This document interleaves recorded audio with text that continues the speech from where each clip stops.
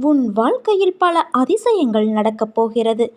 நீ வரவேற்க தயாராக இரு. முதலில் நீ பொறாமையை வெல்ல வேண்டும். நீ வெறுப்பு வைத்துள்ள மனிதர்கள் வளம் பெற்றால் உனக்கு என்ன நஷ்டம் ஏற்பட்டுவிட்டது? ஆனால் நீயோ இந்த விதத்தில் சிந்திப்பது கிடையாது.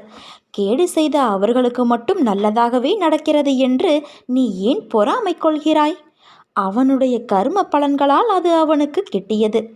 அவர்களைப் போன்றே பதவி, அதிகாரம், பணம், செல்வாக்கு எல்லாம் உனக்கு கிடைக்க வேண்டும் என்று எண்ணுவதால் உன்னை தேடி வரும் நல்லதை நீ தவற விடுகிறாய். ஒன்றை நீ புரிந்து கொள் குழந்தையே. உலகில் எல்லோரும் ஒரே வாழ்க்கையை வாழ முடியாது. அவரவருடைய கர்ம வினைகளின்படி அது மாறுபடும். அதே சமயம் உனக்கான நல்லதை யாராலும் தடுக்க முடியாது. இந்த உலகில் நிறைய பேர் உன்னை விட மிகவும் துயரங்களை அனுபவித்து வருகின்றனர். இருப்பதை வைத்து நீ மகிழ்ச்சி கொள். உனக்கு